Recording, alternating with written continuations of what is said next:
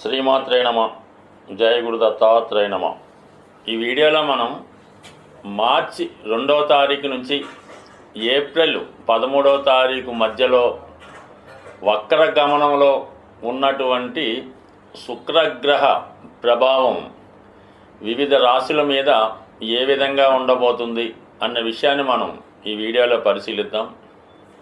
ముఖ్యంగా ఒకరి జీవితంలో వివాహ జీవితం అనుకూలంగా ఉండాలన్నా, ఆర్థిక పరిస్థితి అనుకూలంగా ఉండి అతను సంపాదించిన ధనాన్ని అతను అనుభవించాలన్నా, ముఖ్యంగా ప్రేమ వ్యవహారాల్లో లవ్ అఫేర్ సక్సెస్ అవ్వాలన్నా, ప్రేమించిన అమ్మాయిని లేదంటే ప్రేమించిన అబ్బాయిని వివాహం చేసుకోవాలన్నా శుక్రగ్రహ ప్రభావం చాలా ముఖ్యమైనదిగా భావించడం జరుగుతుంటుంది.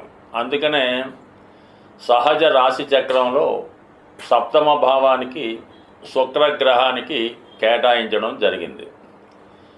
ఎవరి జీవితంలో అయినా వారి యొక్క జన్మ జాతకంలో శుక్రుడు పాపగ్రహాలతో కలిసి ఉన్న బలహీన స్థితిలో ఉన్న ఆ జాతకుడికి వివాహ జీవితం అంత అనుకూలంగా ఉండదు.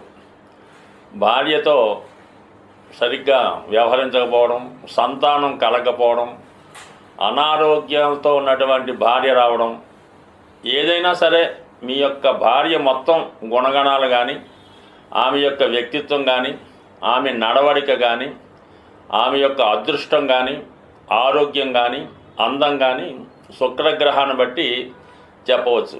ఎటువంటి భార్య వస్తుందో మీ జీవితంలో ఉన్నటువంటి శుక్రుడు ప్రధానంగా మీ భార్య యొక్క మొత్తం జీవిత విశేషాలు తెలియజేయడం జరుగుతుంటుంది.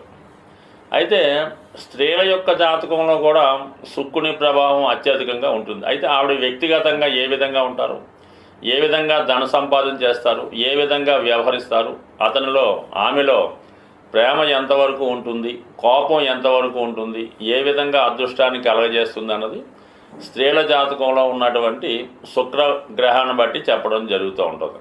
నాడీ శాస్త్ర ప్రకారం కూడా మరి మేము నాడీ శాస్త్ర ప్రకారం జాతకాలు చూసినప్పుడు, స్త్రీ జాతకం చూసినప్పుడు శుక్రుడే ఆమె యొక్క లగ్నంగానో వ్యక్తిగానో భావించి జాతకం చెప్పడం జరుగుతూ ఉంటుంది. అలాగే అబ్బాయిల జాతకం చూసినప్పుడు గురువుని కారకుడుగా తీసుకొని, అంటే గురువు జీవకారకుడు అవుతుంటాడు.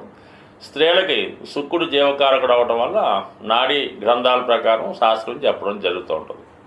గ్రహాల్లోకెల్లా అత్యధిక శుభాన్నిచ్చే గ్రహం మనకి శుక్రగ్రహం.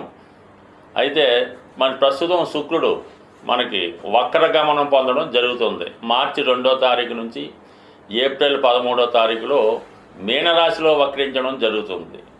మరి మీనరాశి శుక్రగ్రహానికి ఉచ్చ రాశి మాట.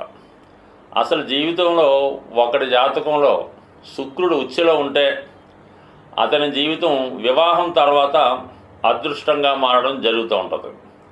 ఇంకా దాని తర్వాత ఏంటంటే ప్రథమ సంతానంగా కుమార్తె పుట్టిన తర్వాత అతని జీవితం ఇంకా వైభవంగా మారడం జరుగుతూ ఉంటుంది. సో ఈ విధంగా ఈ శుక్రుడు ప్రతి ఒక్కరి జీవితంలో అటు ధనాన్ని, బంగారాన్ని, నిధుల్ని ఏదన్నా ఇవ్వాలన్నా, ఏదైనా తీసుకోవాలన్నా కంపల్సరిగా శుక్రగ్రహ ప్రభావం ఉంటుంది. ప్రస్తుతం శుక్రుడు ఉచ్చస్థితిలో మీనరాశిలో వక్రించడం జరుగుతుంది. అతి రేరుగా వక్రించే గ్రహాల్లో శుక్రగ్రహం. ఎవరి జన్మ జాతకంలో అయినా శుక్రగ్రహం వక్రించి ఉంటే, ముఖ్యంగా అమ్మాయి జాతకంలో శుక్రుడు వక్రించి ఉంటే ఆ అమ్మాయికి వివాహం జరగడం చాలా కష్టంగా ఉంటుంది.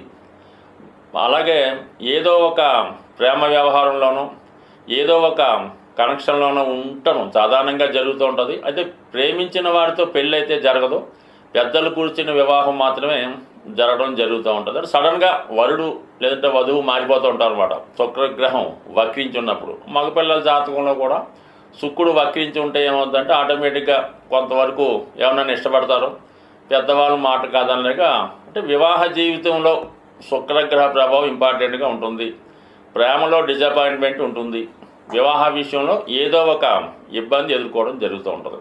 అటువంటి శుక్రుడు మరి మీనరాశిలో ఉచ్చస్థితిలో ఉండగా వక్రించడం అన్నది మామూలుగా ఉన్నటువంటి శుక్రుడు 100% ఫలితాన్ని ఇస్తే శుభగ్రహం అవటం వల్ల శుక్రుడు వక్రించి ఉన్నప్పుడు ఎలా ఉంటుందంటే 1000% ఫలితం ఇవ్వడం జరుగుతుంది. శుభగ్రహం వక్రిస్తే అంత బలాన్ని ఇవ్వడం జరుగుతుంటుంది. ఒక విధంగా పూర్వజన్మలో మీరు ఏదైతే మంచి కార్యక్రమాలు చేపట్టారో అవన్నీ శుక్రుడు వక్రించినప్పుడు మీకు అనుభవంలోకి రావడం జరుగుతూ ఉంటుంది. ఇది మెయిన్గా దృష్టిలో పెట్టుకొని వివిధ రాశులకి ఏ విధంగా ఉంటుంది అని మనం పరిశీలించినప్పుడు సింహరాశి వారికి శుక్రుడు తృతీయ దశమాధిపతిగా అష్టమ స్థానంలో ఉచ్చ పొందడం వల్ల ఈ సమయంలో మీరు ఒక ఉన్నత స్థాయి ఉద్యోగాన్ని పొందే అవకాశం ఉంది.